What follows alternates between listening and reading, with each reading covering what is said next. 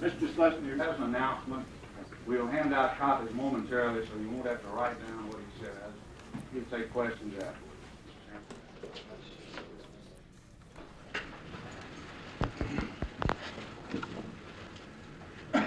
The Atomic Energy Commission is now planning to proceed with the Cannikin test. We have now received the requisite authority to go ahead, including detonation.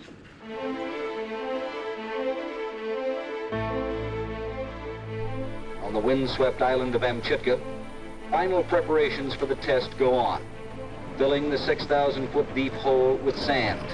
The 5-megaton nuclear bomb rests at the bottom. Since childhood, when I started making science fiction comics in my school scribblers, I loved to draw. But by the time I got a place at art school, Uncle Sam and Comrade Ivan were pointing 56,000 nuclear warheads at each other. And boys my age were coming back in body bags from Vietnam.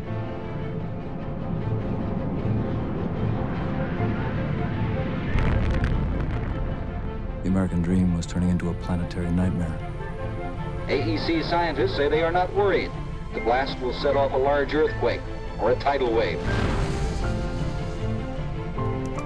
Drawing comics didn't seem to be enough. So I burned my college acceptance letter on the steps of my high school and set off to change the world.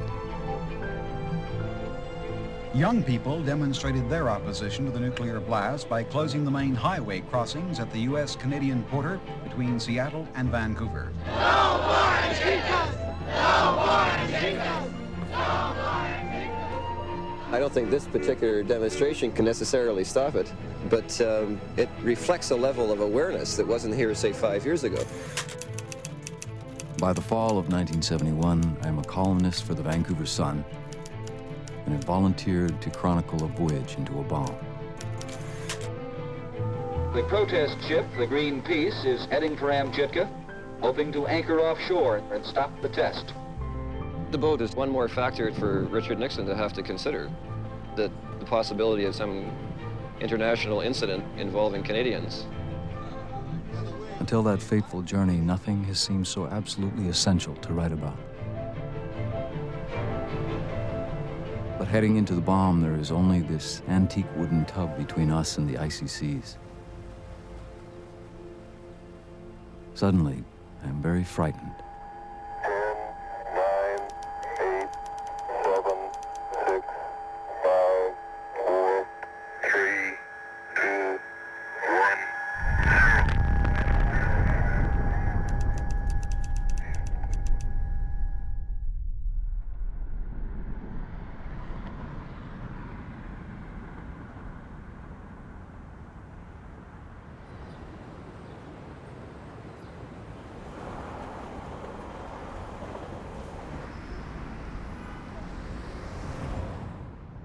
90% of history is being in the right place at the right time. In Vancouver in 1971, we have the biggest concentration of tree huggers, draft dodgers, shit-disturbing unionists, radical students, garbage dump stoppers, freeway fighters, pot smokers, vegetarians, nudists, Buddhists, fish preservationists, and back-to-the-landers on the planet. And we are all haunted by the specter of a dead world.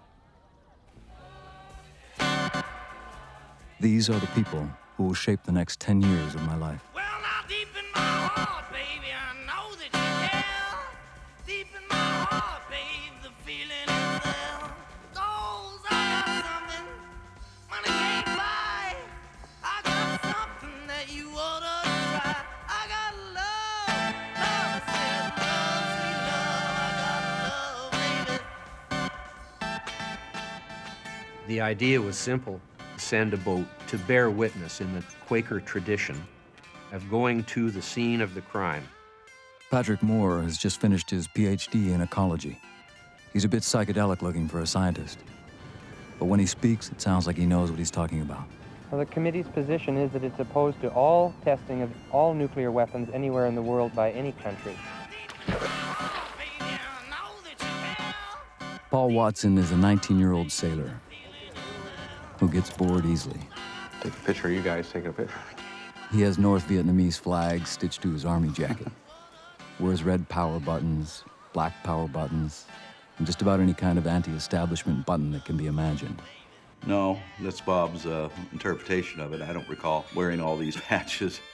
The thing is everybody has their own view of what went down, and I was considered probably a little more radical than the others.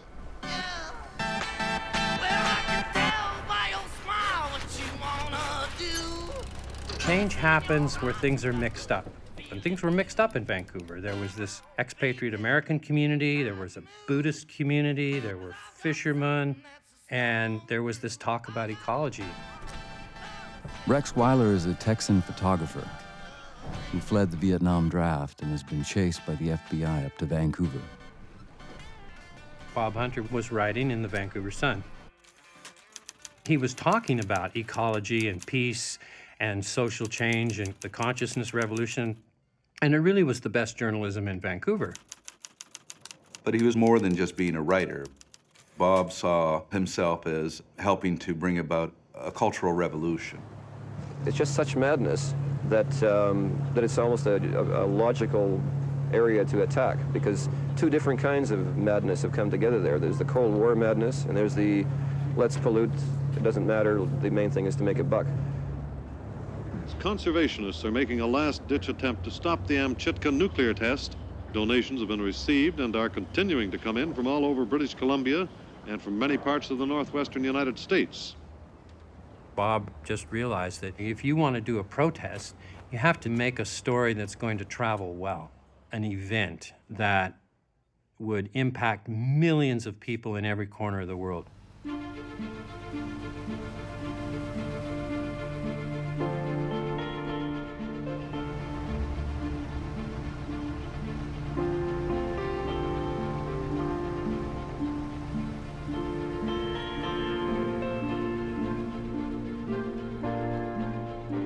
The plan is a good one. Ours is a Canadian vessel, so the Americans cannot seize it in international waters without committing an act of piracy. I think we ought to really mindfuck each other in this trip. The fathers of this adventure are Jim Bolin, Irving Stowe, and Ben Metcalf, veterans of the peace movement, who've recruited a younger generation of eco-freaks, myself included. The youngest of us all, Bill Darnell, has accidentally given the boat its new name. At the end of the meetings, Irving would always say peace and flash the peace sign, and I said we should make that a Greenpeace. By putting those two things together, Bill symbolized the union of the peace movement with the environmental movement, and that was a new idea. That is, in a way, what gave Greenpeace its power from the start. It has been no easy task to find someone willing to sail out to the Bering Sea as winter approaches and park their vessel uninsured next to a nuclear explosion. But chance has led us to John Cormack. Well, you go do it.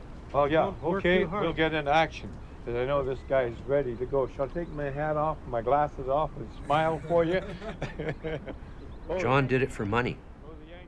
And he had that sense of adventure. Yeah, we're going to check into that. He had the nickname Hard Luck Cormack, and his boat was in some disrepair. I just looked at it and said, Bob, we are all gonna die.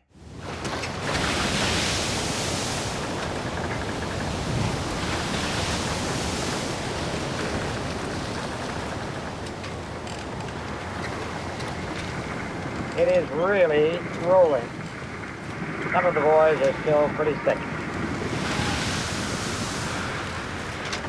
Apart from Captain Cormack, between us we have almost no practical experience of the sea.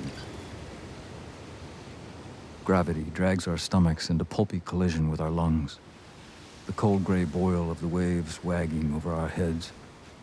This trip is going to be at least 100 times as heavy as I thought.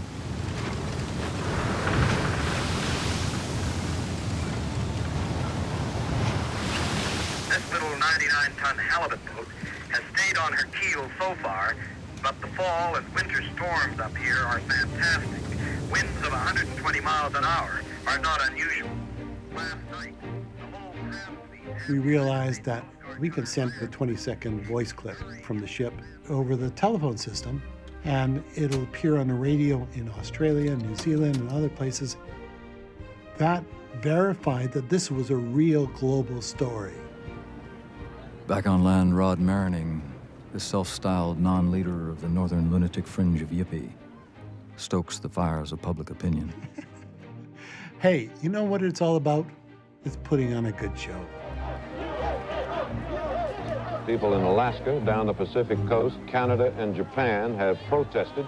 The people fear earthquakes, damage to wildlife. The theory of electronic communication was just being developed at that time. You know, the fax hadn't been invented yet. Bob coined the term mind bomb for what today we would call going viral, where an idea gets into the electronic media and just spreads like ripples on a water instantly. Image is everything. The boat is an icon, a mind bomb sailing across an electronic sea into the front rooms of the masses. 10,000 students showed up in downtown Vancouver in front of the American consulate. You know, for us on the boat, that was really a huge lift. It gave us a real sense of accomplishment.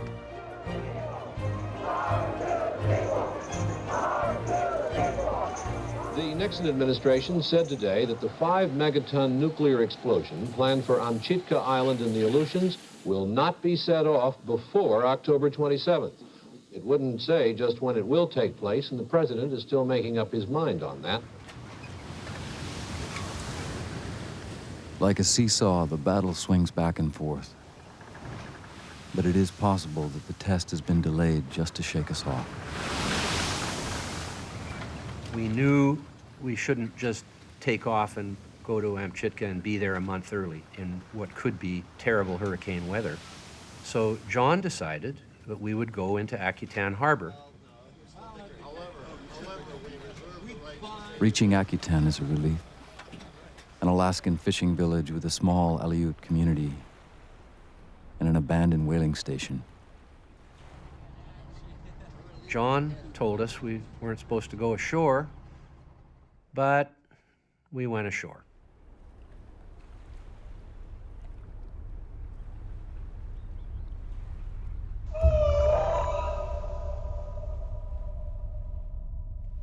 In the remains of the whaling station, huge bones thrust out of the moss like thickets.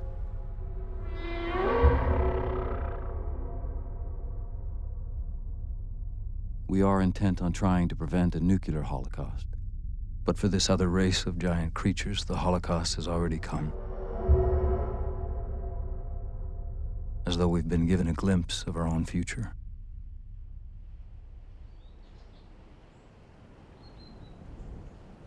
We walk up into the hills where it's kind of rocky and otherworldly. I think a few people were a bit on the psychedelic side.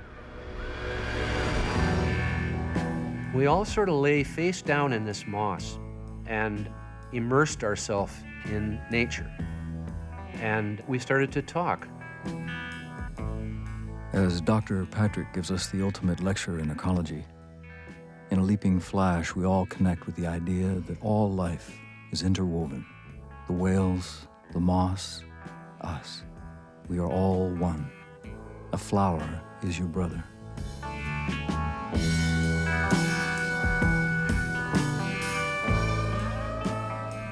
And we just sort of felt our power, or that we were doing this as a team of men, warriors.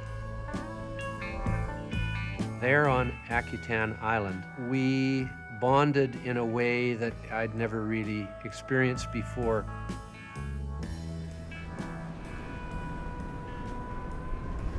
The next day, though, there in the distance was a U.S. Coast Guard ship steaming straight for us.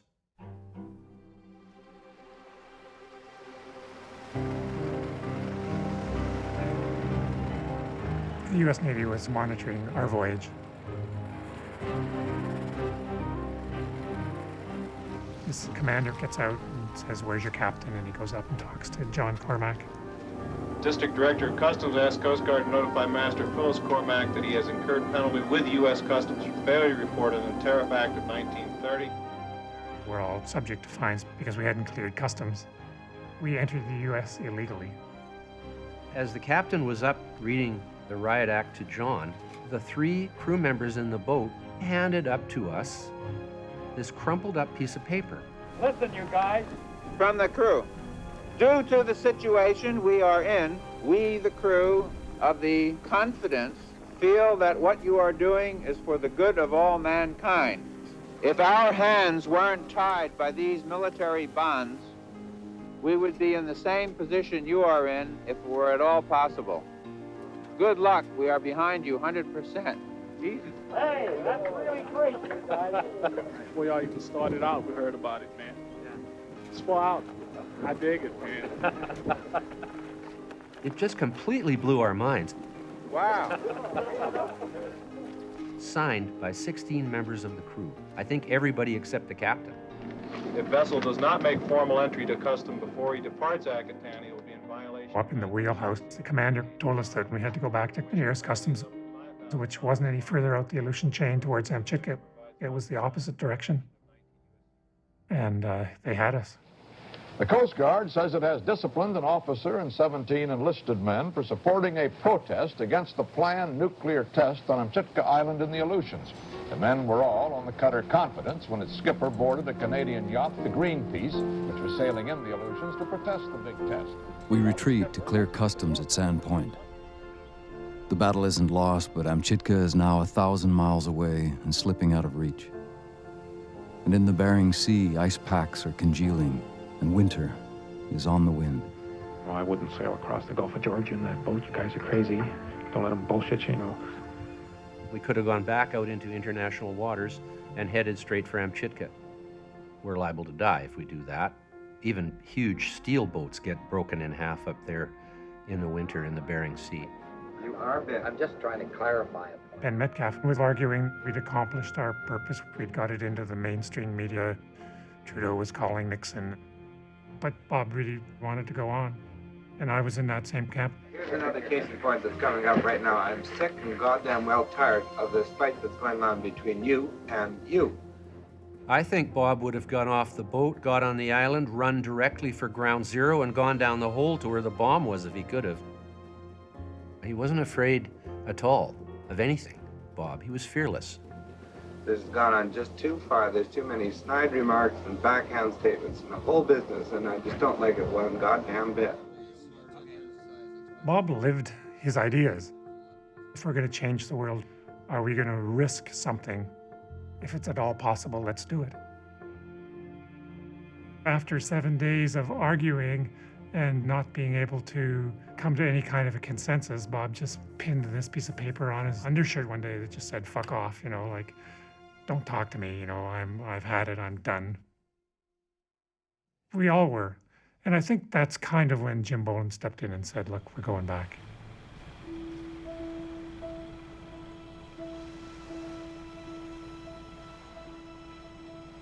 Bob felt abject failure. He was angry, he was sad, he was beside himself that we weren't continuing. It broke his heart. It's sickening for me to realize that a revolution can go no faster or further than people themselves. We're supposedly saving the world through our moral example. But in reality, we've spent most of our time at each other's throats, egos clashing, turning resistance into psychodrama.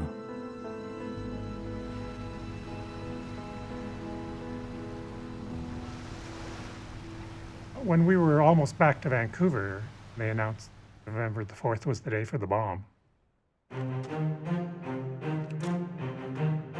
This afternoon, on hearing that the Atomic Energy Commission will proceed with the Amchitka test, crew members said that President Nixon has clearly circumvented all legal procedure in sanctioning the blast. On Amchitka, the last workers are hustled away from the test site into a concrete bunker 20 miles away. And the chair of the Atomic Energy Commission plans a family picnic. I will be on the island during the test. I did bring along 2 of the girls and my wife, and I think that should indicate the high degree of confidence that we have in the safety of that test. As a neighbor to a person who is doing something potentially dangerous, I might call the cops. Yes, well, there are no cops to call.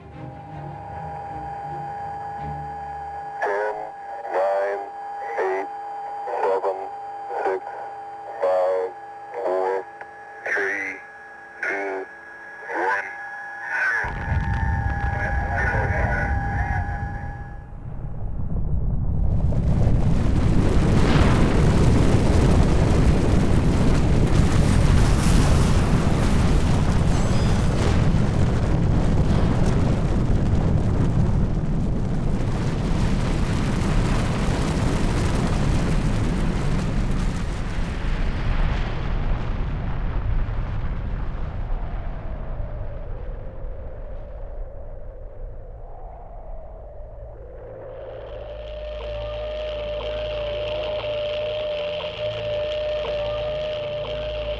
And that was it, 7 minutes and 3 seconds after Canakin was detonated on Amchitka, the first readout in Vancouver. The seismic readings translated into an earthquake registering 7.0 on the Richter scale.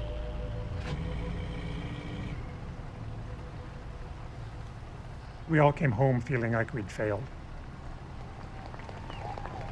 But we sort of were treated like heroes, which was a little bit disconcerting. Like, no, we didn't actually do it. You got the wrong guys, you know.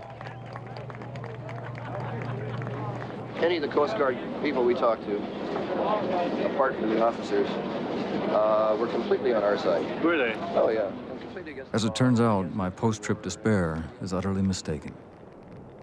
The political pressure generated by our voyage exceeds beyond anybody's wildest dreams. 5 months later, the nuclear testing program at Amchitka is quietly canceled. In the next year and a half, they'll clean up most of this debris. After that, Amchitka will become what it once was, a wildlife refuge. And deep down beneath it, a cavern full of trapped radiation that will endure for perhaps 20,000 years. There was definitely an unfinished feeling after Amchitka. It was gnawing away at the back of our minds that humanity could do tremendous harm to this world, even without war. The name on the sail of our little boat has earned some media capital.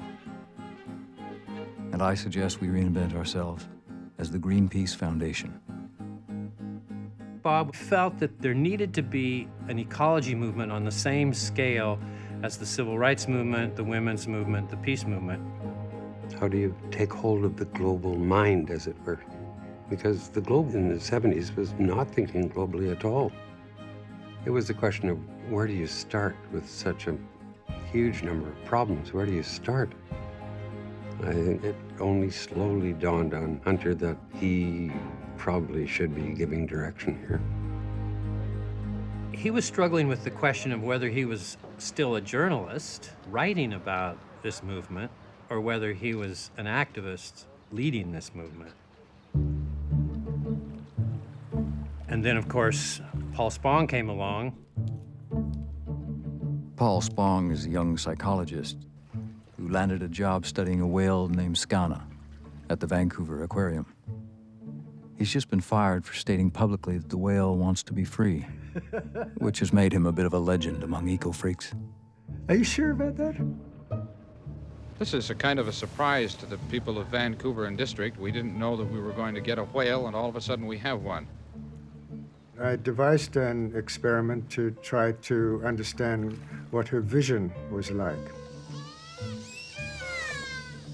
Once she got it, she was very, very consistent. She would perform at 90% or above day after day after day. And then on one day, from one trial to the next, she reversed her behavior. She kept on doing it, but she always got the answer wrong. Kind of ruined my experiment. Paul knew the whale was playing with him, but now he was the subject, and the whale was doing its research on him. It was really the first time that I started to think about who is this whale? Dr. Spong, you are at the moment protesting the captivity of Scanner the whale in its present environment. It's a very dull environment. It's plain concrete walls, nothing from the ocean in it. Not a seashell in it. Not a seashell. During the last 50 years, it has been estimated that 2 million whales have been slaughtered. An 80-foot whale weighing 100 tons can be converted into easily replaceable ingredients for industrial lubricants, margarine, cat food, and cosmetics. Paul learned about what was going on in the whale world outside. He wanted to do something about it, so he came to us. I was actually aware of Bob, listening to the stories about the Amchitka voyage. This method of direct, nonviolent confrontation was a method that actually could succeed in making change. I invited Bob to come down and visit Skana. At one point, she opened her jaws wide with a clear invitation to him to put his head inside. And he did that. She takes my whole head in her jaws and holds me like a crystal goblet in a vice. I can feel her teeth making the slightest indentation at the back of my neck. Terror explodes in my chest. She could snap my head like an eggshell, but chooses not to. Suddenly, I get it. She's shown me exactly where my courage ends and my fear begins. Then, as though satisfied, she lets go and sinks away.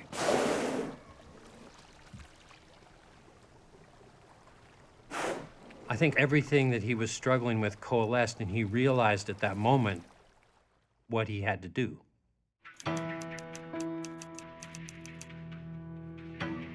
This is my farewell column. I've quit the Vancouver Sun, not in anger, not under pressure, not for any good reason except that to me it seems clear that the time has come to commit myself fully to what has loosely been called the environmental movement. I've cut my hair, trimmed my beard, and somewhere along the line, I lost my headband. There used to be 4.5 million whales on this planet. What we've done is we've removed 90% of the whales already. Like there are already about 5 species that are not allowed to hunt any longer because they have reached a point called commercial extinction. If there is intelligent life on this planet, it ain't necessarily us. I remember being at a meeting and supporting the efforts to stop the French testing in the atmosphere. Everybody's very earnest and intense. And then Hunter said, well, here's what we're going to do. We're going to save the whales. I thought he was just nuts. Saving whales? Whales? I was not in favor. What has that got to do with anything? It horrified the rest of the group. I didn't see it. I didn't think I wanted to go in that direction with it. That's kind of a regret for me. I think it's one of the things about Bob Hunter was he was spontaneous enough to recognize the power and the integrity of a new idea and go with it. Bob always recognized that you can change the world through a camera much easier than with a gun and much more effectively. The concept was complete from the outset. We have to get between the whales and the harpooner. That's the image we have to get. It's completely premeditated. Well, I thought it was a great idea, and we could probably intercept them using Zodiacs, which I was familiar with because I was in the Coast Guard. Everybody else worried about the risk, but I figure, you know, that was the whole point of it. Harpooning a whale is not really a story, but people risking their lives to protect the lives of a whale, that's a story.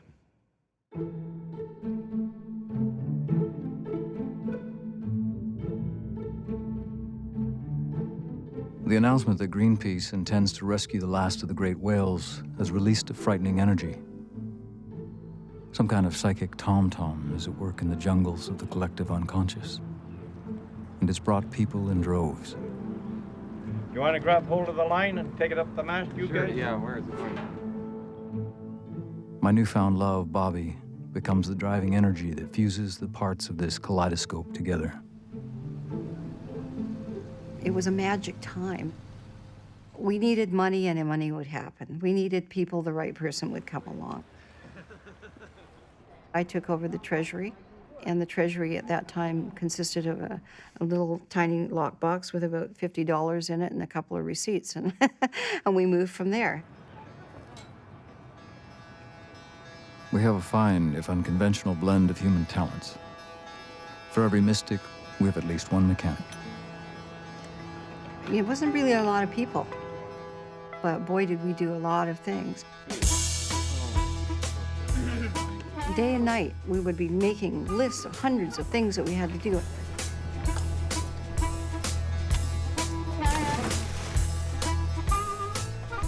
We really had fun with each other. We laughed and joked and pushed and probed, to the point that we had a whole other language going on amongst ourselves.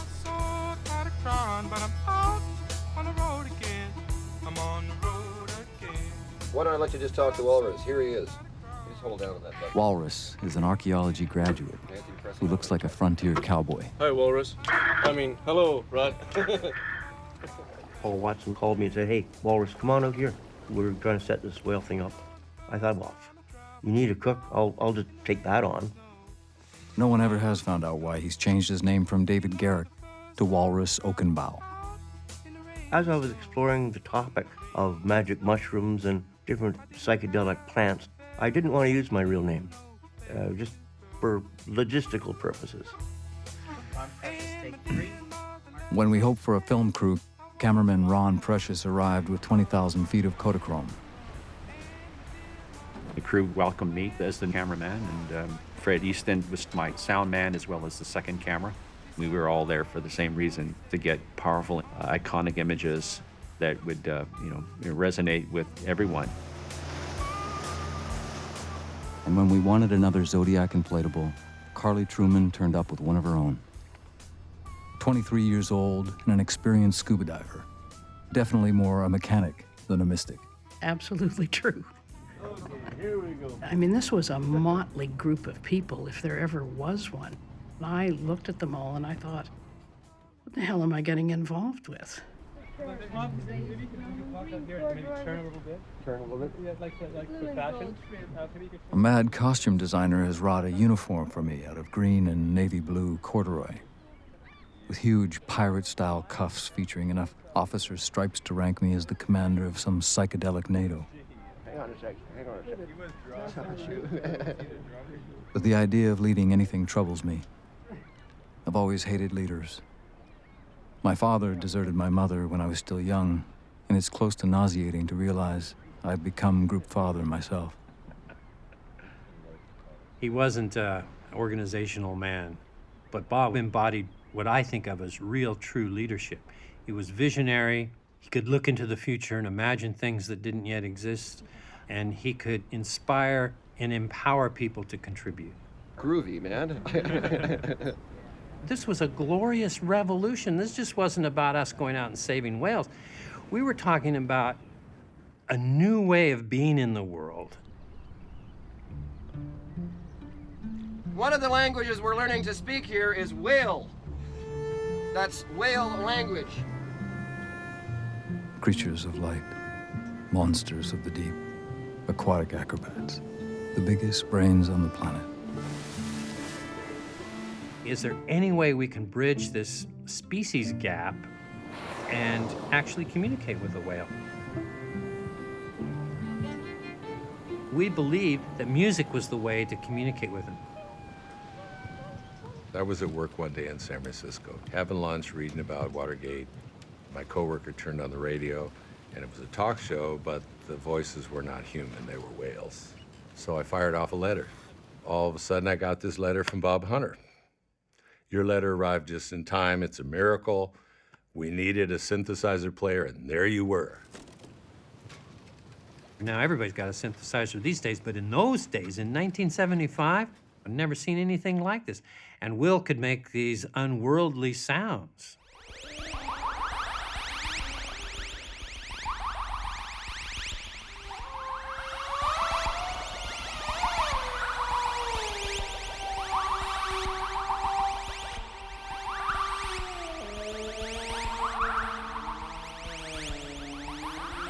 John aggressively wanted to get rid of me as soon as he could. I'd never been on a boat. I wasn't a sailor. I didn't know how to do lines or anything. You know, boat lines. Is there anybody there who's into getting that Greenpeace flag?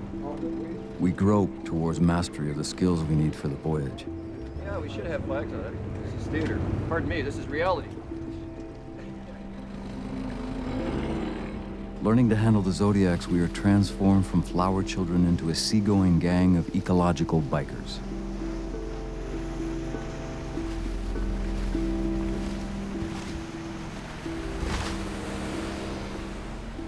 We have psyched ourselves into a sense of simmering, sparkling power. The plan is to put these in the water and run along with the chaser boat when it's actually hunting a whale, so they can't get a shot at it. Are you expecting any violence on the part of the whalers? We've been wondering about that all winter.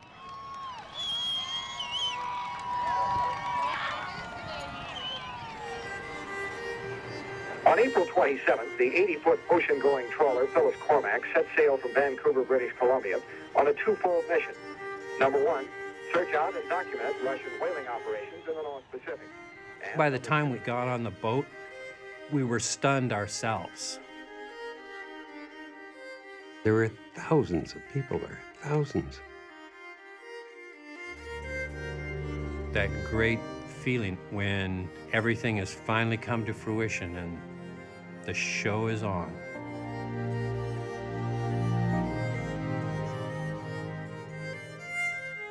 But then here we are, taking off into the middle of the Pacific Ocean, and we have no idea how to find the whalers. We have no idea how long it's going to take us or where we're actually even going. So then there was that.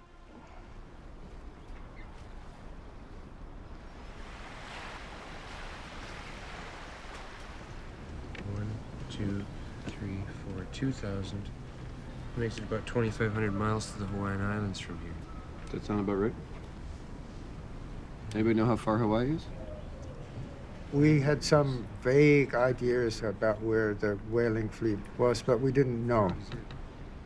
We did know that there was a lot of information about where whales were killed in the Bureau of International Whaling Statistics in Norway in a town called Sandefjord. Paul managed to talk his way in there as a scientist. He was a scientist, but he didn't mention the part about Greenpeace. I told the director I wanted to find out where we might do research with sperm whales. I spent several hours there looking through stacks of logbooks piled row after row after row. And in the end, he got his secretary to help. Paul's espionage gave us the positions of the Soviet factory whaling fleets going back 10 or 15 years. And there they were every year at the same place off California. That's this area here, which had the most whales in it. That's a June, July, August. The timing of the Russian hunt happens to coincide with the annual meeting of the International Whaling Commission, which determines how many whales can be killed worldwide. It has as many whales in that one little area taken as there is in a combination of the whole works around the island, you know. If we confront the whalers in that 5-day window at the end of June, our mind bomb will have the maximum effect. Yeah. So we just should be out somewhere around in there as much as possible in June. The problem was that it was early April, and we had all of May and half of June to keep the story alive. It's not an old kind of battle, it's a new kind of battle. You know, by going out there and concentrating people's attention through the media and communication system. In a way, what you do is you bring everybody onto the boat. You know, in a rough calculation, I'd say there's probably about 14 million people on this boat at the moment. Bob looked at our little world as kind of making a movie.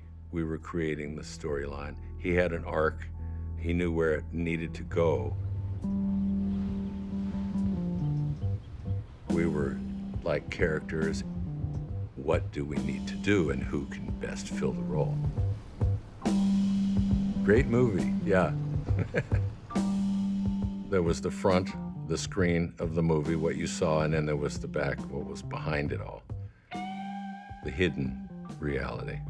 what was actually going on. You're not taking anything now, are you? No. No. Well, don't waste your phone. If we ever get a chance to I wouldn't say Bob was directing us, but he was certainly aware of what things were cinematic or film-worthy. Truth, 24 frames per second. He liked to exaggerate the extreme to make us appear as the unwitting fools so that the people with real power would not take us seriously. We were like the Trojan horse. Really, it was all a design to achieve the ending he was after. But heroes often fail.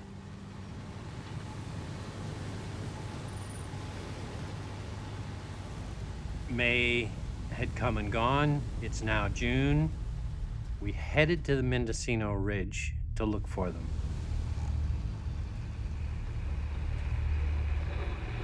There's just a big gray ocean around here and some gray clouds and a lot of birds, but we haven't seen any whales yet.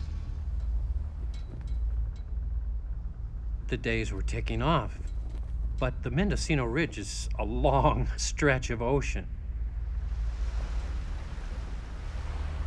What do you think? I think we chased them off whaling grounds.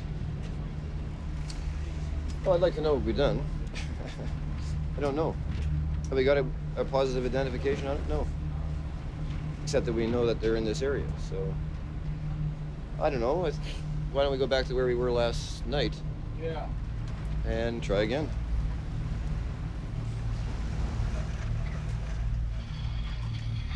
Hello?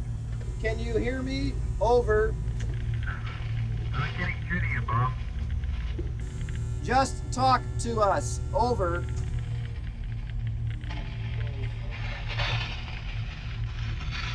Negative. Why doesn't he just tell me the goddamn... The ship was floundering at sea. We had no money. Some of the rice was full of diesel, and people were hungry on board the boat. I don't understand, Rod. It was like finding a needle in a haystack.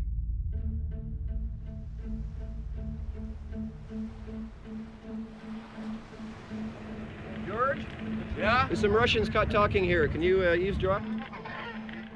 The radio crackles with ghostly Russian voices, which seem to come from everywhere at once.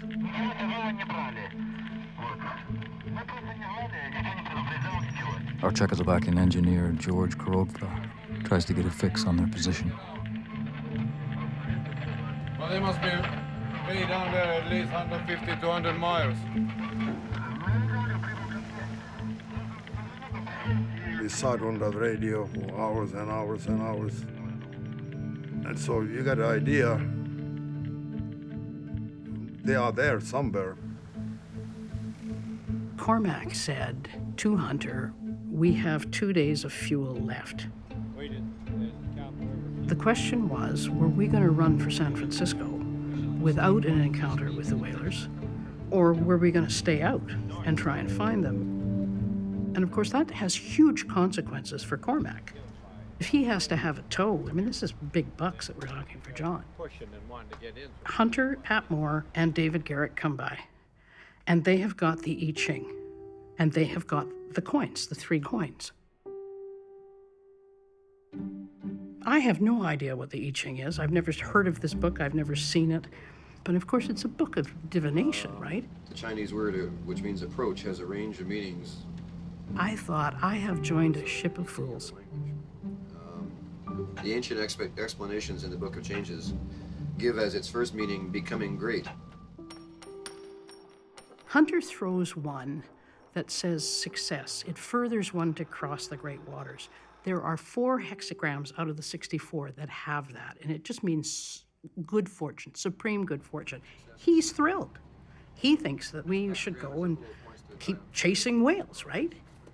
Pat Moore threw it, and he gets a second one of the 4 hexagrams. David throws it, and he gets a third one.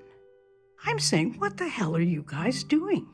What, you're going to consult some kind of oracle for this decision? And they said, you throw them. And I went, oh, yeah, right. You guys, this is BS. And I threw them, and I got the fourth one. And we went out, and the next day we found the Russians. Vostok is just over 5 miles ahead of us. Vostok is maintaining a fairly steady course. Well, it's the whalers Rex, you want to watch. count those boats again, will you? What?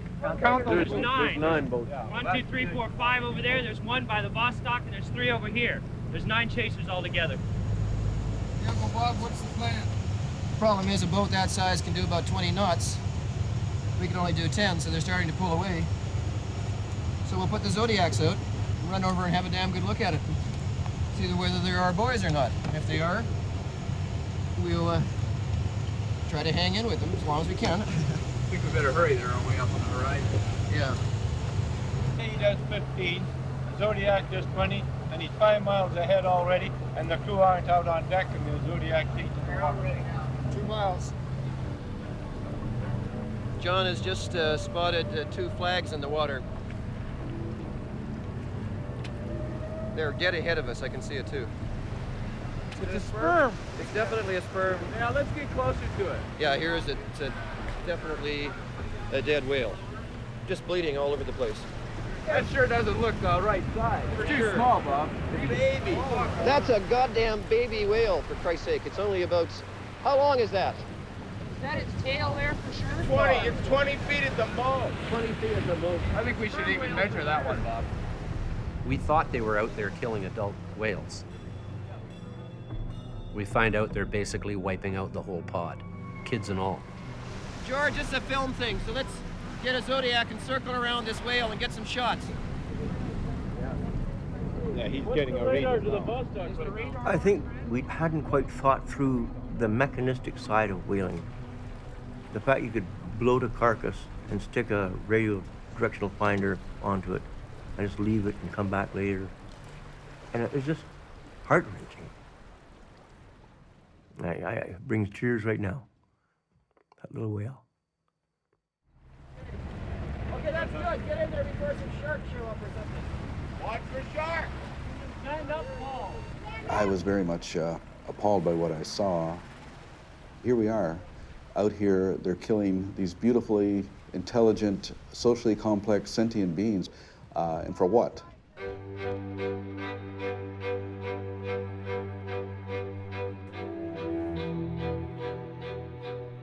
I actually got on to the whale to measure it and found it was illegally taken. It was an undersized whale. What do you say, Paul? How long do you think it is? How long? About 18 feet. That was certainly a turning point in my life. Just how warm the body was, how hot the blood was that was coming out of the wound. The whale's eye was open, and it just struck me in a flash that we're insane, ecologically insane.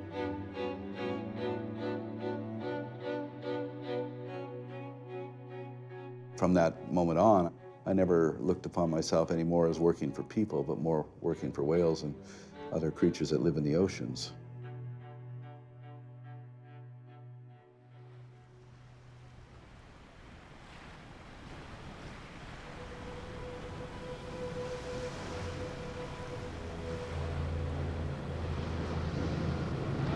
June 27, 1 mile from the Vostok, closing in.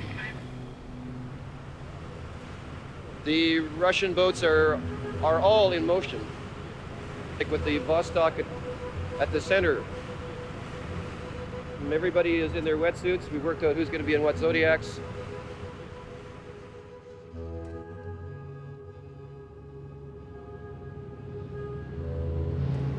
We're just heading alongside it now. We're going to circle around behind on the other side.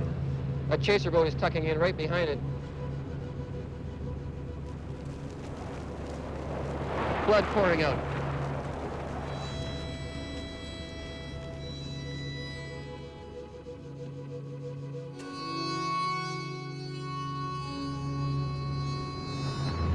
Hell of a mess. Just a hell of a mess.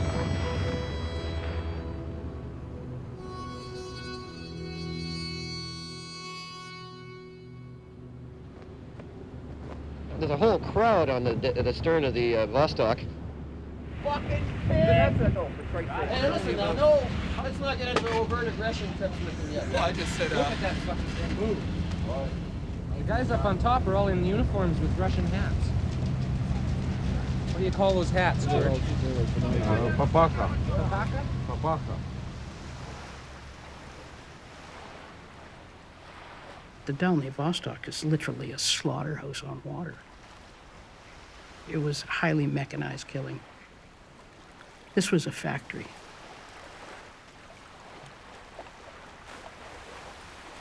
And that was when it got very, very, very real. Okay, Zodiac launching crew. Zodiac launching crew. Anybody got a hand over that rope? Come on, quick. And there they go, folks. Ah! They're off.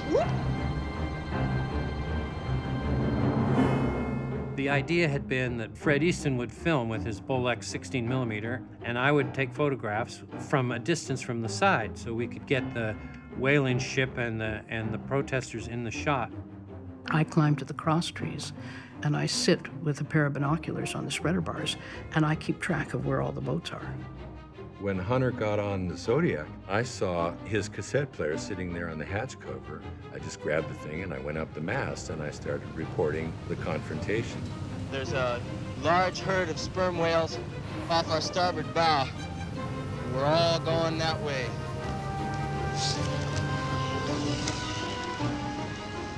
The other two backup Zodiacs have been on the bow of the chaser boat, and it's been unable to fire on any sperms, even though there's plenty of them around here. Sperm whales are blowing hard and fast. Seems they're tired and they can't dive very much at all. Every time that the whale moved, we tried to steer the boat in order to block it. And that worked for about 20 minutes or so. The harpoon man appears very frustrated through the binoculars. He doesn't even seem to be at his post. The skipper of the killboat comes down the walkway to the gun deck. These two men argue. He puts up his hands like this and bends to his gun, and we know that he's going to shoot.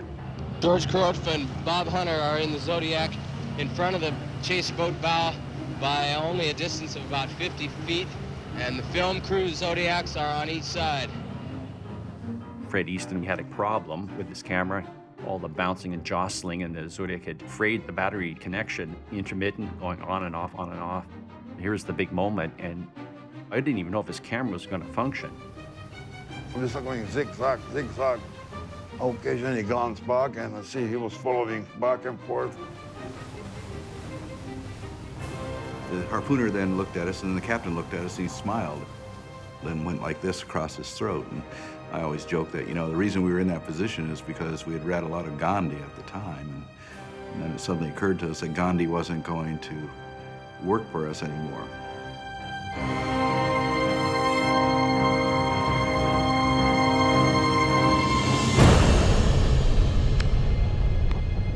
They just shot the harpoon. I don't know if they hit. I don't see any blood. They're coming around to port slowly. They've cut their engines. The sound of that harpoon was frightening. It was like a giant cannon. He had a clear shot right over the Zodiac to the whale, and it went over Hunter's head maybe 15 feet. Well, I turned around and I saw that cable snap. I peel off and get the hell out of there. George is calling in the other Zodiacs. There's steam rising from the blood. There's still blow. The whale's not dead yet. It's still blowing, but it's not going anywhere. They'll shoot a female whale, and then when the bull whale comes to help the female, they'll shoot the bull whale.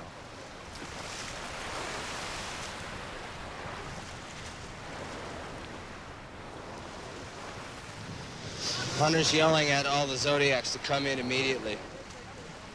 There's a bull over there that's mad as hell, freaking out. Rope! Get off! Up the rope! There's the other one over there.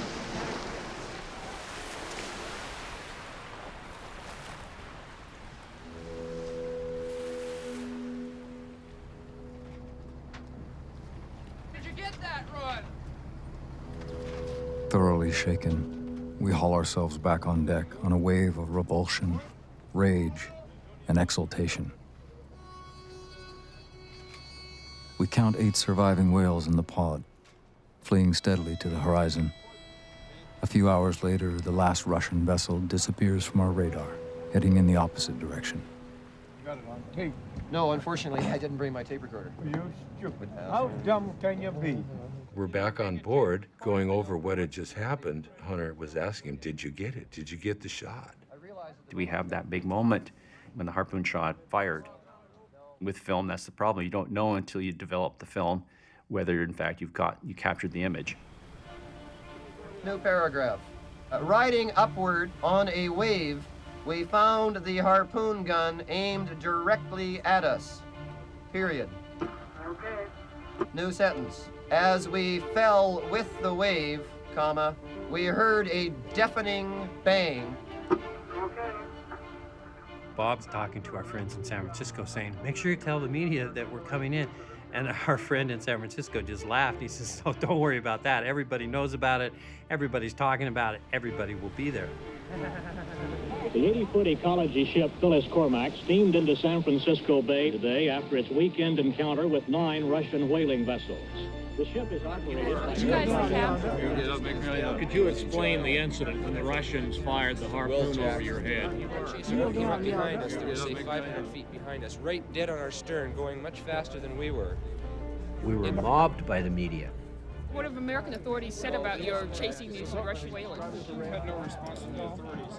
Suddenly we became celebrities. Could become an international incident.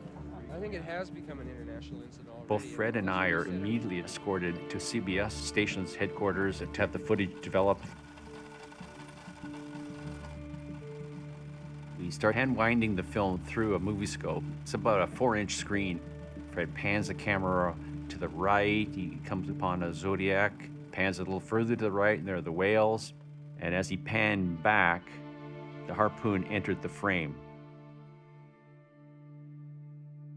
We got the shot.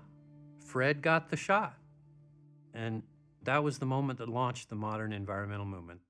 A Canadian ecology organization claims a boat it operates chased a 9-ship Russian whaling fleet for 250 miles off the California coast this weekend in order to save the whale. A lot of ecologists are worried about whales, and one group has gone to war with the Russians. 13 people in an 80-foot boat have taken on a whole Russian whaling fleet in the Pacific Ocean. And God created great whales. From that rolling passage in the book of Genesis right down to the present day, the world's largest mammal has created awe, terror, and reverence.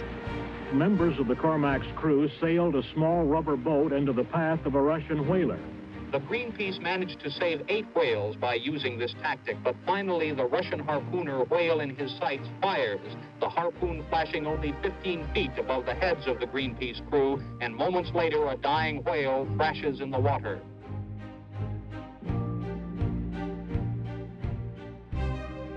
We had really expected that they would not shoot if there were human beings in the way, and they did.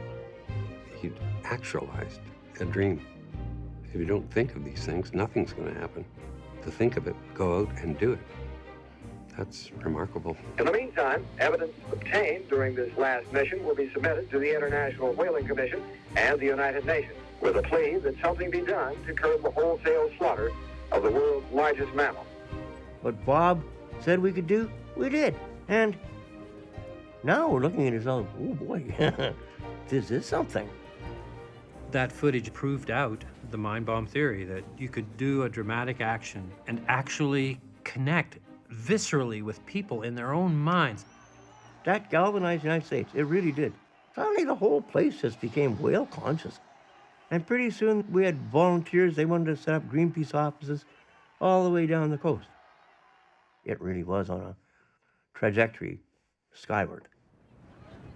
No. It has to be on you can get fucked up pretty fast if you start thinking the money's the deal. We're running? Okay. Bob, it seems like just a few days ago, for me at least, that I was talking with you at Jericho and you were headed out to sea. What does it seem like to you? Well, it was either 2 hours ago or 10,000 years. I think not only did the moment of confronting the whalers changed the world in the sense that it helped launch an environmental movement. It changed all of us individually, and it changed the organization. Fear success, because success can poison the essence of what it was you were trying to do.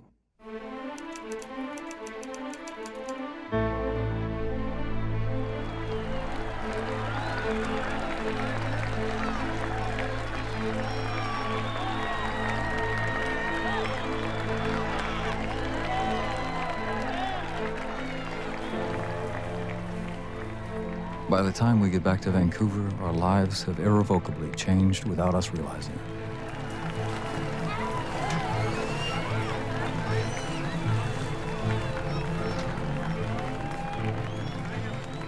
The North Pacific Odyssey cost over $120,000, 3 times the original estimates. But, as one crewman told me, as long as they're butchering whales, Greenpeace won't rest. Everything worked out well. Almost no return. The weakest link was always going to be ourselves. The threat of our own egos getting in the way of what we were trying to do. Our personal relationships with each other. And I think if you look at the history of social change movements, that's always the weakest link. Why can't we live in harmony? We'll make love. Despite global fame, our little group is now $40,000 in debt. Our bank tells us that we have to learn the arcane arts of cash flow and bookkeeping, which we know nothing about. I really don't have much to say, thank goodness. The chief advocate of fiscal responsibility is one of the worst flipped-out mystics of all, namely myself. And we're going to try and save them all by next year. There's no reason why we can't. Hunter would refer often to a question he asked of Allen Ginsberg once: how do you deal with power? And Ginsberg advised him, let go of it before it freezes in your hands. We've got offices being set up in about 20 different places, ranging from France through the United States. There's one being set up in Japan, so that it's a growth situation. Oh, still coming in? Oh, yes, Bob. Bob said, let 1,000 Greenpeace offices blossom. Why not? It was just like Johnny Appleseed. There'd be a little bit of Greenpeace here and a little bit of Greenpeace there. Do it. Just set up and we'll stay in touch. We'll make a movement. When there are visions involved, and dreams and ideals and ethics and changed values, that all basically implies a revolution. And when you get down to it, that's what we're talking about. Bob thought it was fine for Greenpeace groups to just start up all over the world without any control, and basically to take our name and our deeds and exploits and raise money themselves and not have to give any to us.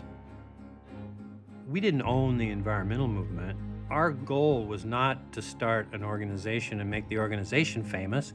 Our goal was to make ecology famous, make nature famous, make whales and seals famous. That's what we wanted to do. Money is raised by any means possible. Sales of t-shirts, bumper stickers, buttons, and lottery tickets. Walkathons, cyclothons, swimathons, telethons. And Greenpeace memberships, $10 for an individual. As soon as you had different cities saying, we're leaping on this bandwagon and we're calling ourselves Greenpeace, at that point, there is a necessity for some kind of organizational structure. And the people that organize structures like that are not the same kind of people that say, well, I don't know, let's just put a little boat in front of a whaler and take a picture of it. They think completely differently. The winter is full of ambition. We're already planning the next whale voyage when Walrus and Paul have an idea to interfere with the annual Newfoundland seal hunt. Paul Watson, freelance writer, ex-sailor, a longtime dedicated member of the Greenpeace Foundation. He and his companions are in bizarre rehearsal for their next grand adventure. It's the blackest mark on the whole Canadian national identity. I mean, people all over the world know about Canada's seal slaughter. We just didn't have the resources and people and energy to do 2 major campaigns. Bob and everybody said, well, you know, we haven't got the funding for that. I said, well, that's okay. I've raised the money independently. So then they sort of reluctantly let me go ahead with it. will be applying some dye to the coats of the seals. They kill the baby seals because they want the white fur. Well, they won't be getting white fur, they'll be getting green and white fur. One of the problems was that this was Paul's idea, and he was happy to create a confrontation.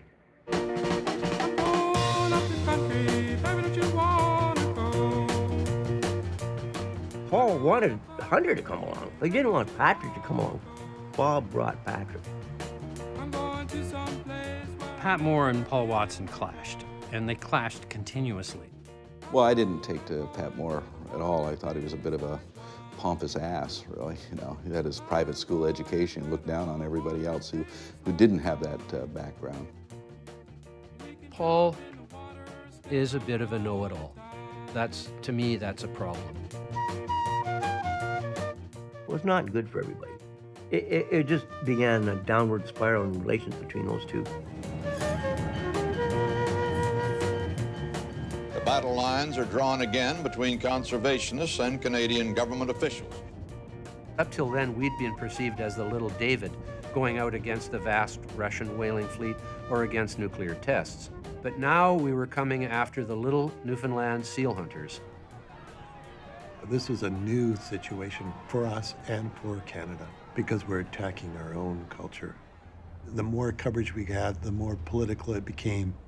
It was going to be a battle like we've never experienced before.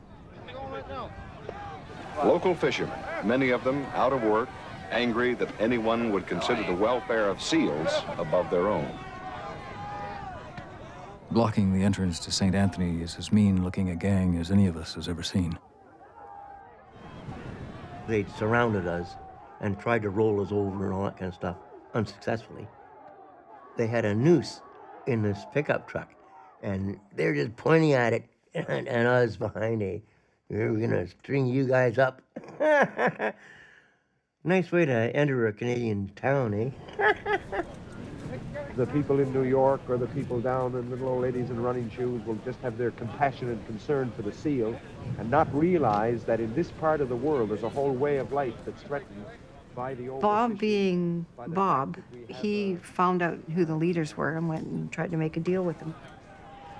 The reception we got in St. Anthony's didn't surprise me. I was raised in the Maritimes, so I knew they were going to be angry. What surprised me was Bob and Pat and others backing down.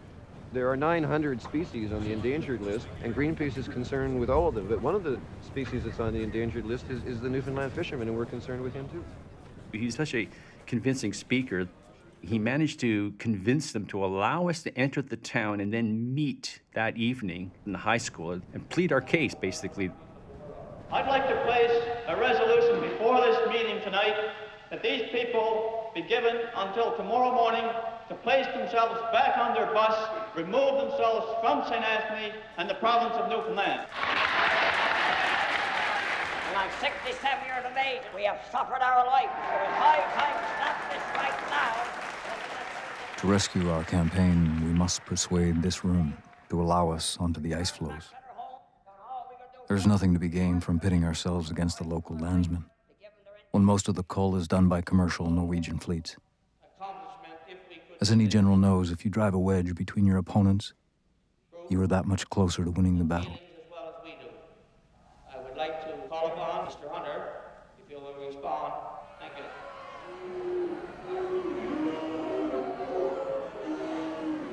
The reason we're here is not to harass Newfoundlanders, and not to try and tell you to change your life, and not to take food out of your mouths. We're here primarily because there's a Norwegian fleet operating, and they're out there doing something that they did off the coast of Russia over a decade ago. So that finally the Russian landsmen had nothing to hunt any longer. The Russians chased the Norwegians out at that point, but by that point it was too damn late. I think he had a strong sense of empathy, and he would flow with the situation. We had a common saying back in those days, let the guru be the situation, or the situation is the guru. I have stated that we did not realize that it would interfere with your livelihood. Now that we understand that, we are prepared not to do it.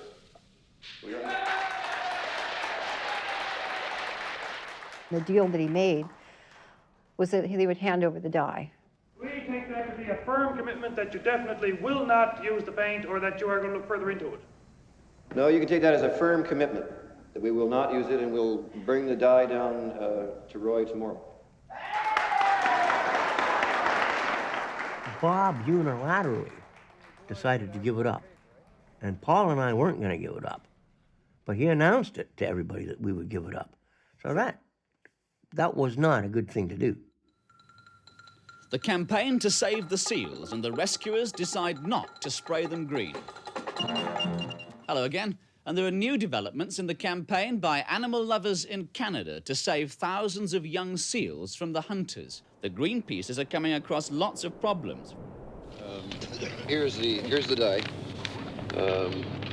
We spent months digging that stuff up together, so maybe keep it as a souvenir. To Paul, I've sold out to the sealers, and I'm basically a traitor. But this is the only way I can see to reverse the tide that's moving against us and continue our protest out on the ice. You know, in retrospect, I think it was fair to say that Bob was just trying to be strategic. It's politics. Bullshit. You know, if you're going to take a stand, you have to take a stand, and you can't retreat, you can't back down, and you can't compromise.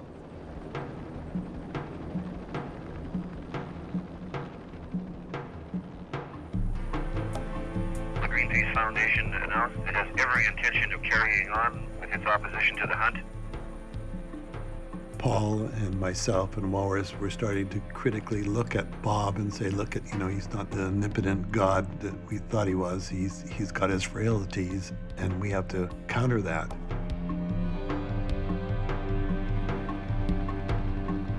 It's so easy for people to be critical, but what that allowed them to do was be out on the seal floes, and the campaign was able to carry on.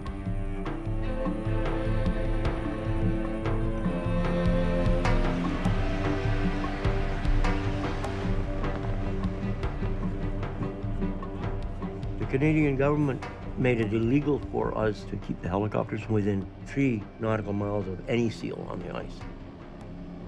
We had to go at least 3 miles across ice to get to a seal on foot. It'd be a very dangerous thing to do.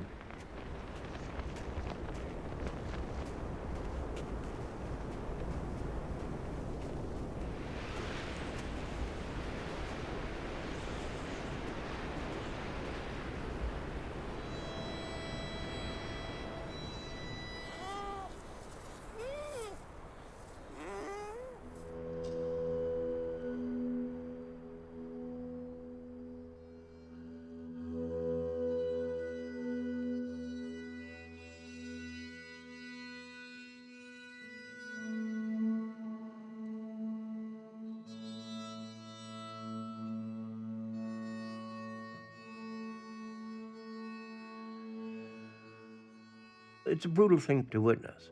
To go after a baby seal and club it and then drag it by the hack of it, dug into its brain area, it's gut-wrenching. Goddamn, take that off, take that one off. There.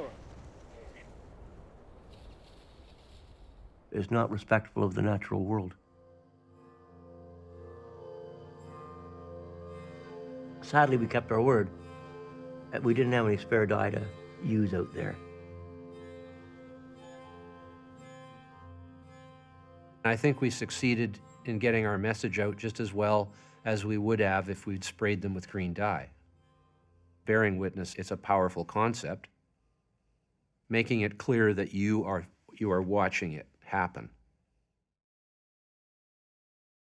Oh, bearing witness. I mean, you don't walk down the street and see a woman being raped and stand there and take pictures. Bearing witness to me is cowardice. It's a non-intervention. I never understood it.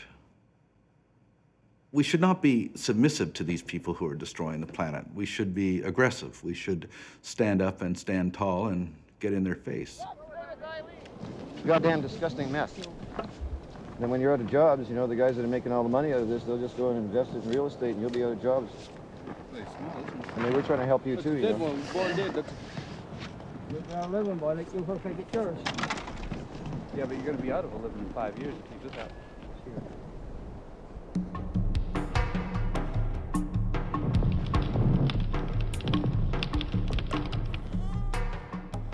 It's my bright idea to stand in front of the ship that collects the seal skins. I'm in the grip of this insane fantasy that I can hold it back by sheer force of will. We're blocking the boat. And the moment I do, Paul Watson joins me.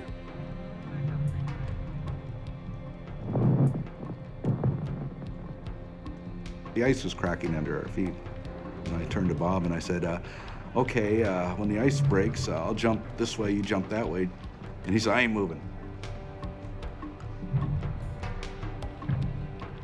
And I said, oh, shit, Bob, if you don't move, I can't move. They ran at us a couple of times, and they stopped.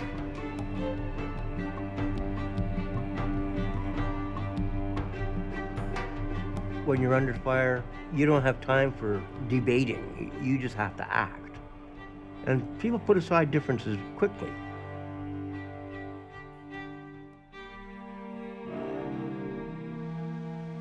You know, I felt so incapable of doing anything to stop it. We could only do what we did, and you know, we did our best. That was a dramatic image. It certainly got a lot of coverage. But Bob had taken away my major tactic, and I just wanted to be free to handle my campaigns without being interfered with.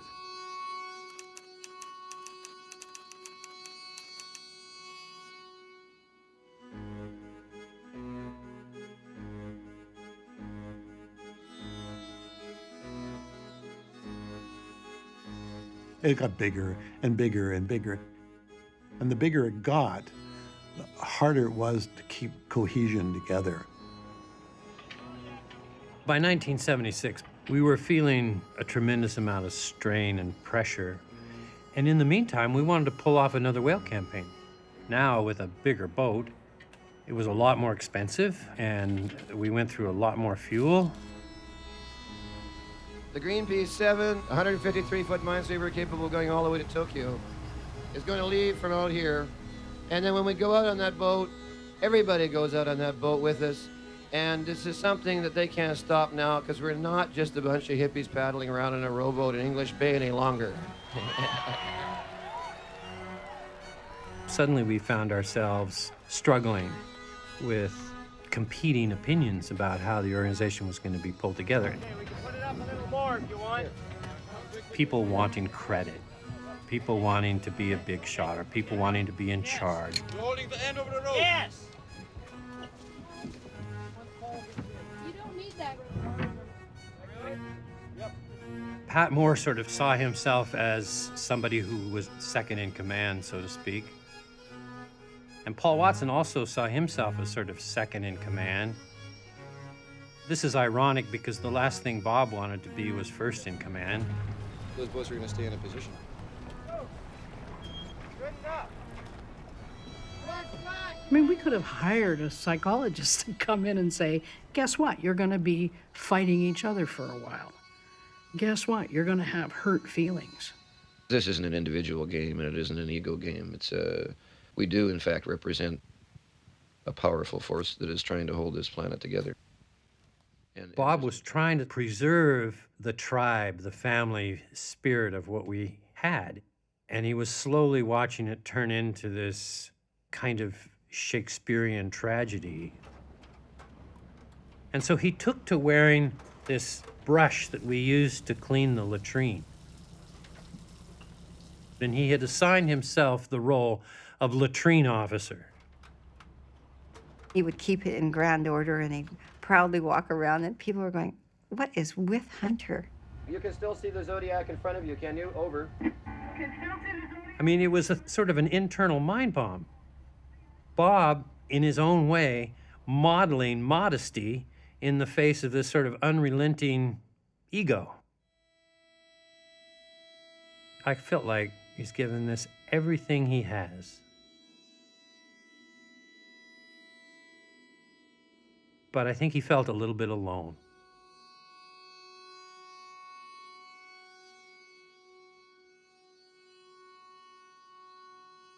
Because he was so stressed, he was prescribed Valium to calm him down. kind of a daily combination, Valiums and nicotine and alcohol and pot. And so he was making bad decisions.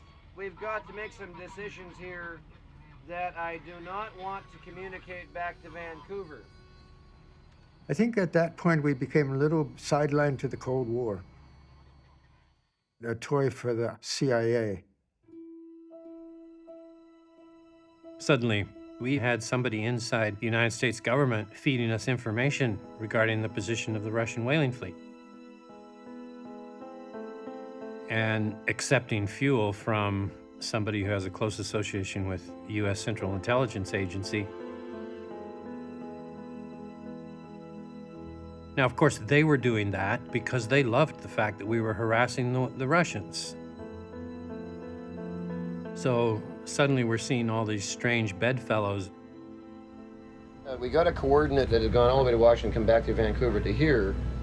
And it is an old Greenpeace slogan that used to appear on the walls. And I know you've heard this 100 times, Bobby, wherever you are, but it used to be with enemies like this, who needs friends? Well, we couldn't get the coordinates for the Japanese fleet, but we could get the coordinates on the Russian fleet because that was in the interest of the United States government to embarrass the Russians. The whole fleet is apparently now moving west. When that got out, that caused a huge dissension on the crew. You know, I really didn't want to become a strong arm for psychological war on behalf of the American government. Paul Watson blamed Pat Moore and Bob Hunter for not being more aggressive in going after the Japanese. So that's, we're adopting a fine ancient strategy of hanging loose to the last possible second. We just barely made it to Hawaii and things started breaking apart. Paul left. Paul Watson left the boat. If you're on standby, that makes things a lot easier. Many times I was on his right shoulder and Bobby was on his left shoulder, and because Bob was completely wrecked. He was moody and he was causing problems. Come on, let's go, guys. Let's go. The new members of the crew kind of rebelled against Bob's authority on the boat. I would call it a full-on mutiny. The crew was just saying, you guys you've lost us completely. Bob's become a babbling idiot. We don't have any confidence that you guys are making the right decisions. I brood darkly over my failings as a leader. The greater our influence, the messier and more obstinately human things become. Everyone involved being flawed human beings after all. Thank God for the Valium. We speak for the 70 countries that have begged you to stop whaling. There are not many whales left. These whales belong to all the people of the earth, not just those proud and mighty and successful nations like yours, which have the machinery to be able to kill them. They also belong to me. They belong to my children. They belong to the children of Africa, South America, of North America, and of Europe. Our confrontations with the Russians succeed because they too have become aware of the power of images. Whenever we appear, they shut their whole operation down. We stayed in front a couple of times. They started up, and each time they started up, we get back in front of them, and they'd stop, and right now they stopped. Stop. But to what end? Eventually, we will have to go home. I've borne witness to the point of nausea. Yet nothing in the world has really changed. Maybe we should buy some explosives and sink the bastards.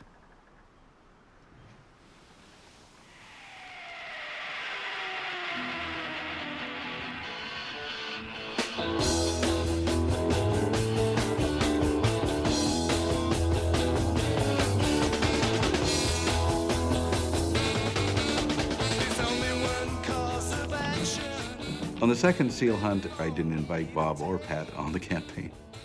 Since Bob had interfered the year before, I didn't want him interfering again. I think Bob felt just frustrated that he couldn't be there because it became a kind of a media circus. I have to talk about what happened today with Paul Watson was the name of your friend and is the name of your friend and colleague who was injured on the floes. He handcuffed himself to one of the cables that is attached to the pile of seal pelts.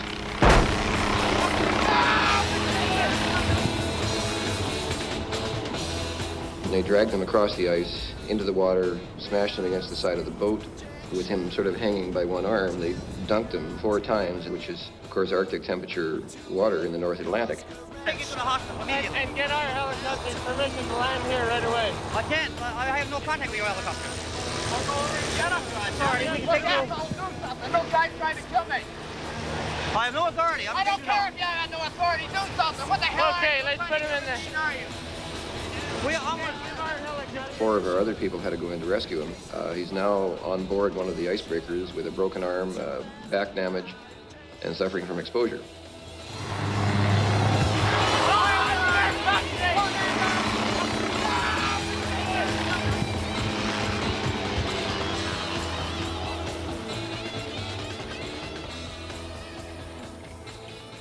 I was flown back. I remember getting out of the helicopter, and this woman came and started hugging and kissing me, and I didn't know who that was.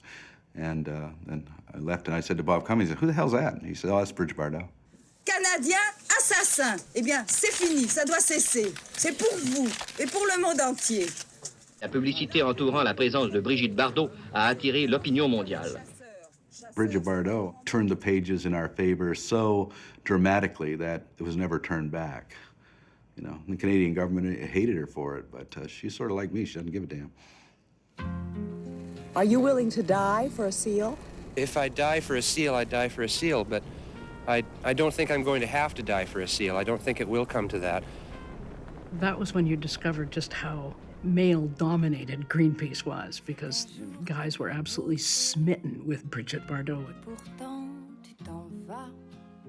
Bob wanted to take a break, and so he designated me to go as the representative of the organization, while Paul Watson was the leader of the campaign. Patrick was there as vice president of Greenpeace to watchdog me. At one point, Pat Mort said he was going out to the ice with Bridget Bardot, and I said, "No, you're not." I said, "I don't have room for you because I need every seat for somebody with a camera, and what am I going to do with you?" Paul had invited 80 European journalists and only had 2 helicopters. And he said, "Well, let me just put it this way. If we're not in that helicopter, you're out the door." And I said, "Well, let me put it this way. You're not getting in the helicopter."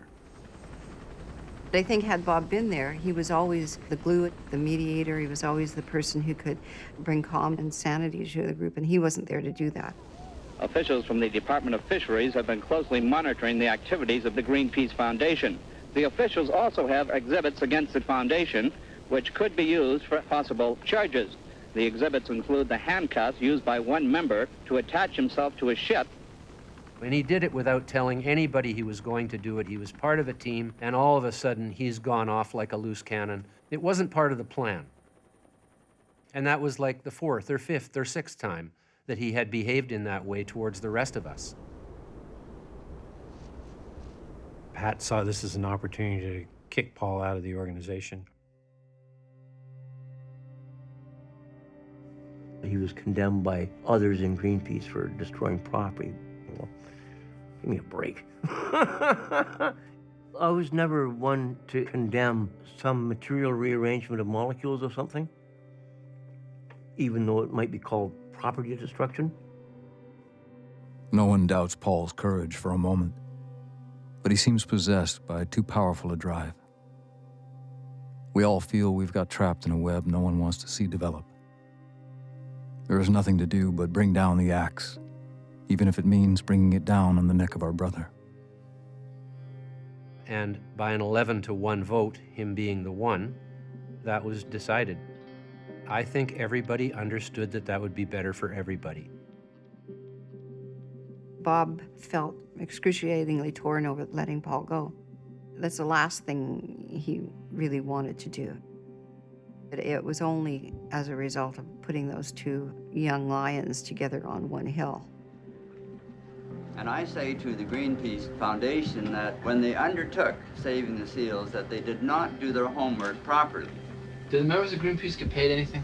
How many contributors do you have? How much money did you take in dues last year? Do you think that at 34 you could be doing better things with your life? We're responsible for the establishment. He needed a break, really needed a break. Here's Bob Hunter from Greenpeace. Well, basically, as far as I can see, it's all over. It's just a 200-year mop-up operation now. Yeah. Is there a point simply in life where everything you believe turns inside out? You begin to doubt it all. What is leadership but tricking other people into your own hallucinations? Can I start again? Sure.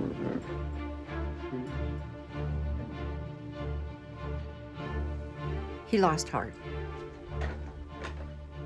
He looked at me and said, "It's time." And that was it. And then he put his resignation in. In the middle of the spring of '77, Bob handed the reins over to me.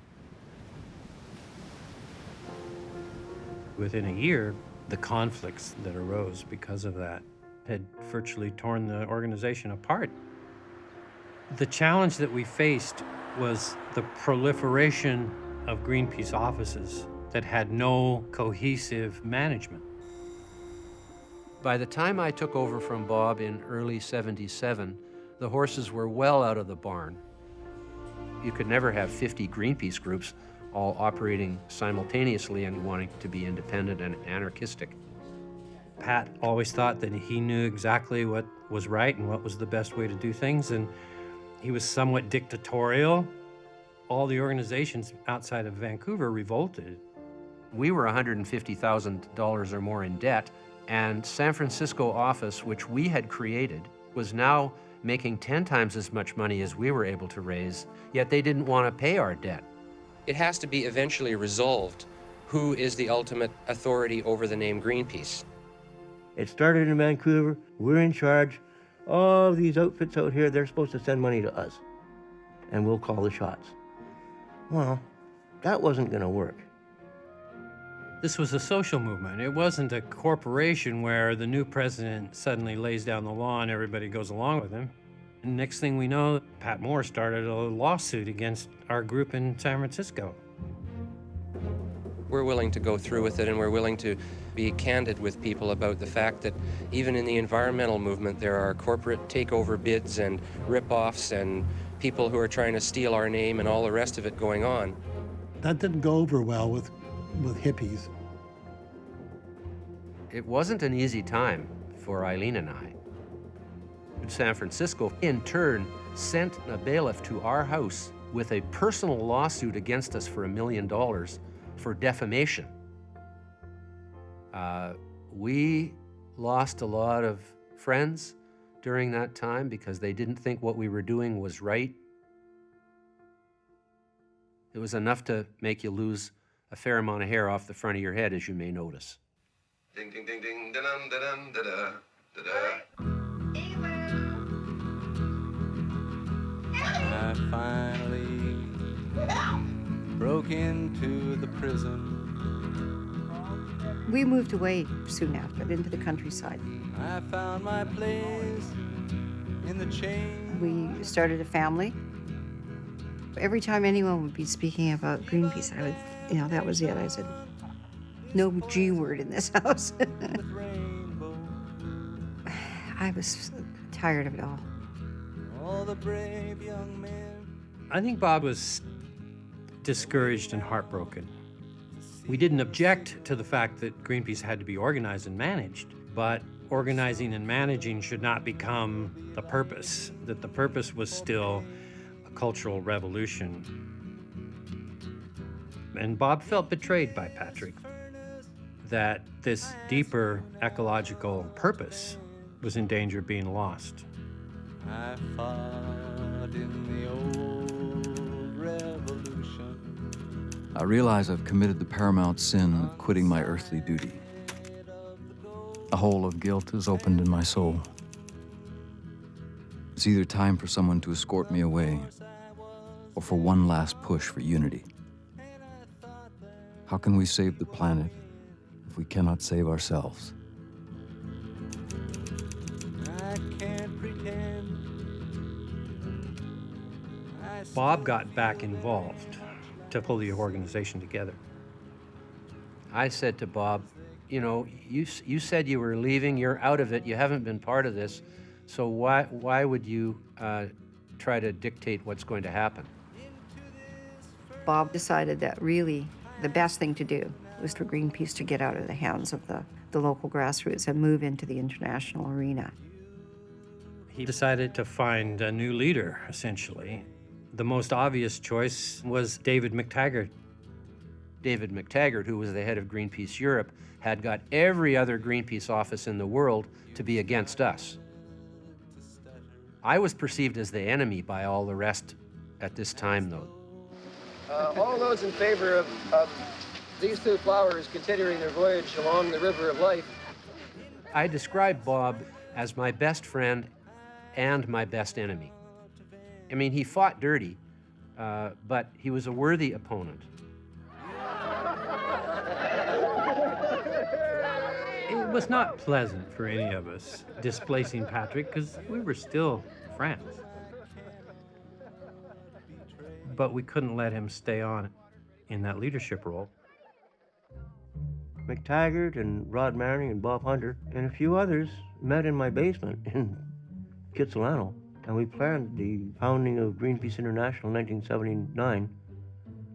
McTaggart came up with a plan, and Bob concurred that if we internationalize Greenpeace so that Vancouver is no longer considered to be the center of it all, but one of an equal number, Australia, United States, New Zealand, Amsterdam, London, they're all going to be separate and equally powerful.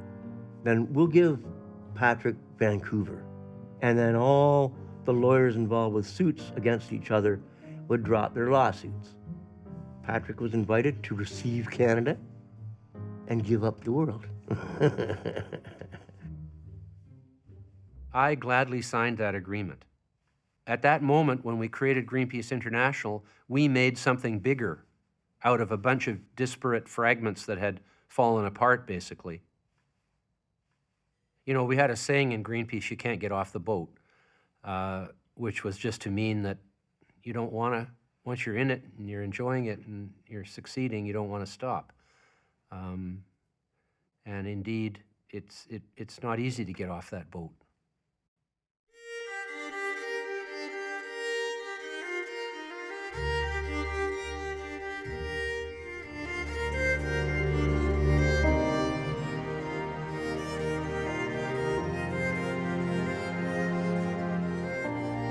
Trying to cling on to power is a fundamental mistake. It's something we learned from the I Ching. It's such a hard lesson to learn.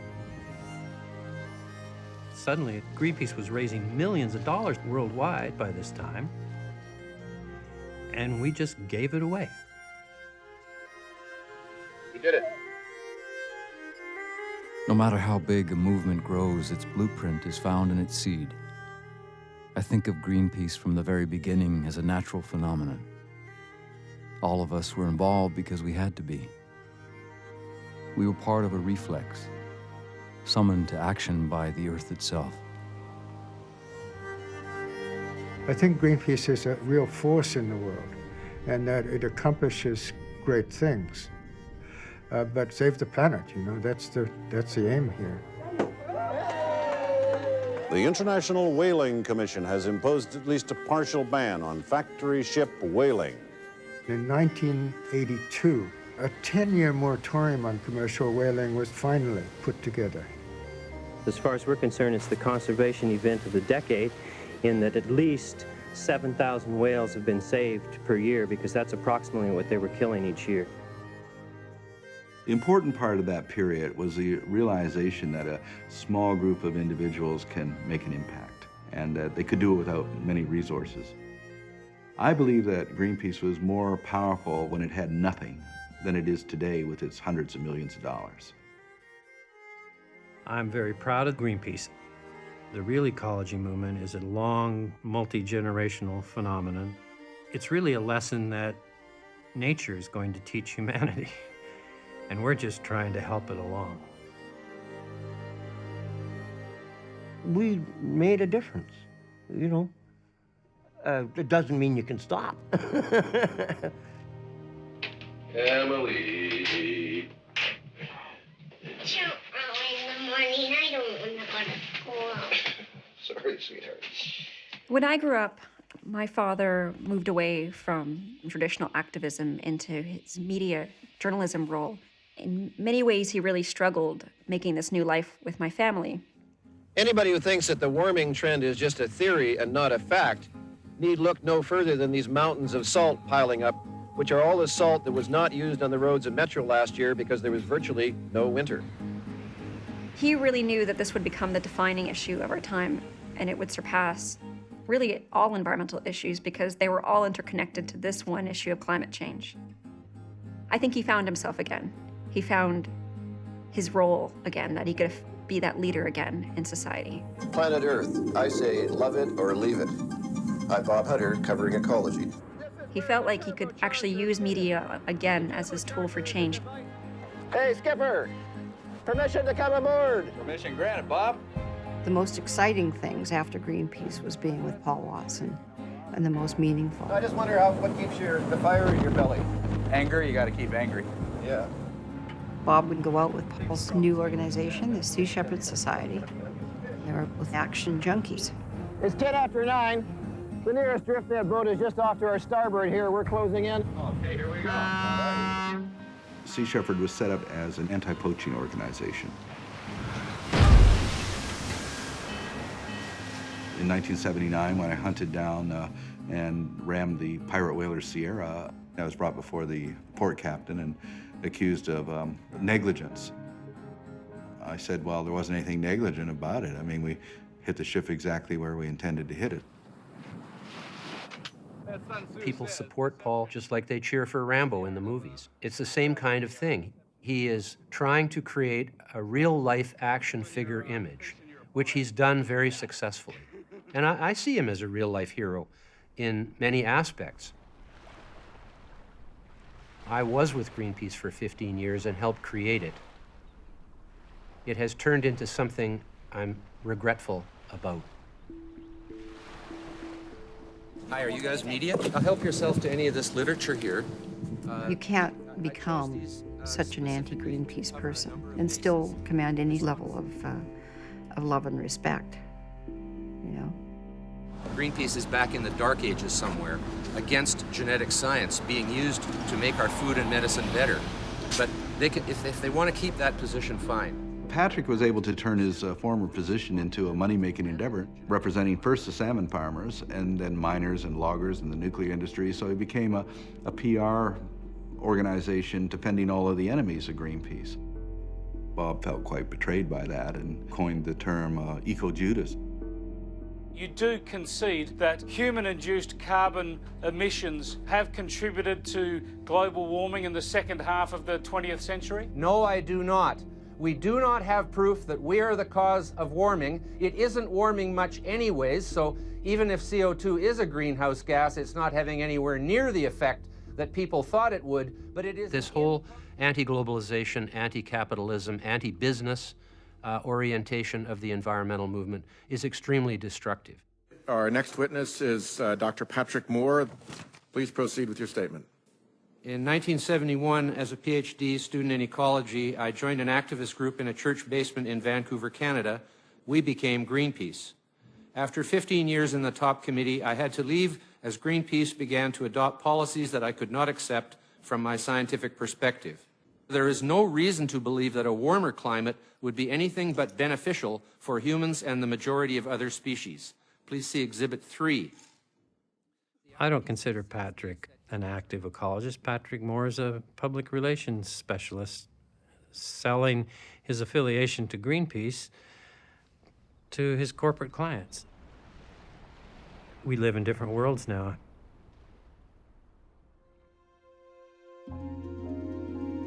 By the time I realized that I wanted to be an environmentalist myself, my father shared the news with me that he had terminal cancer and only about a year and a half left. In that time, I wanted to be as close to my father as possible, but he told me he wanted me to go on my first campaign with Sea Shepherd rather than just be by his side. And so I did. and it changed my life. I shared the stories of every little thing, every seasickness event, every arrest. At one point I was taken hostage. I shared everything with him in writing and in emails and our correspondence together, and I could tell it just gave him maybe one of those last little highs in life. You know, Bob and I could never speak about his death, and I can't now, but Bob was a real global person, and what I wanted to do to honor him was to take him to all four corners of the planet. He had never been able to go to Antarctica. He really wanted to fight on that front. For Paul, it was his way to get to say goodbye to his brother. I always thought of it as my dad's last campaign, and it was one of my first campaigns. And it was kind of completing both of our missions.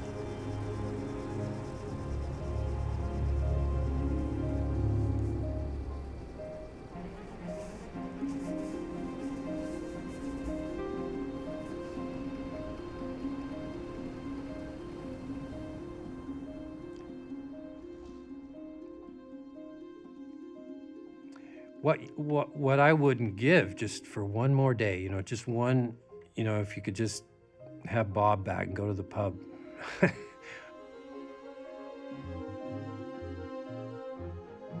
I realized something I had forgotten, something I learned at the height of the 60s, that my separate existence is an illusion.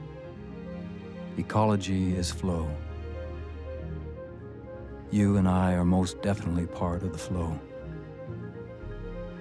Everything we do affects the flow, and everything the flow does affects us.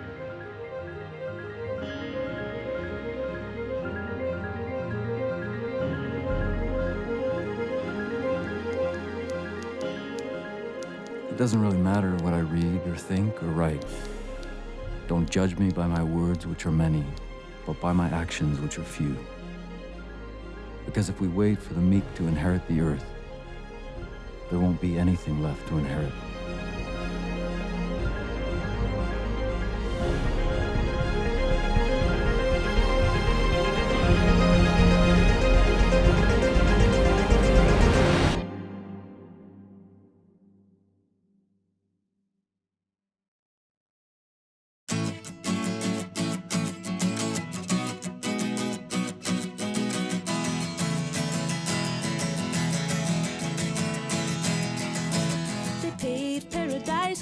A parking lot with a pink hotel, a boutique, and a swinging hot spot. Don't it always seem to go that you don't know what you've got till it's gone? They paved paradise, put up a parking lot.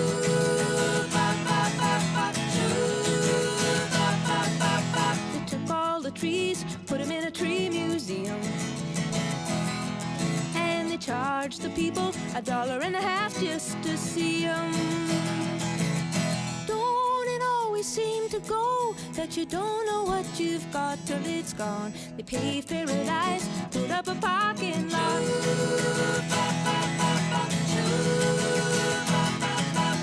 Hey, farmer, farmer, put away the DDT now. Give me spots on my apples, or leave me the birds and the bees. Don't it always seem to go that you don't know what you've got till it's gone? They paved paradise, put up a parking lot.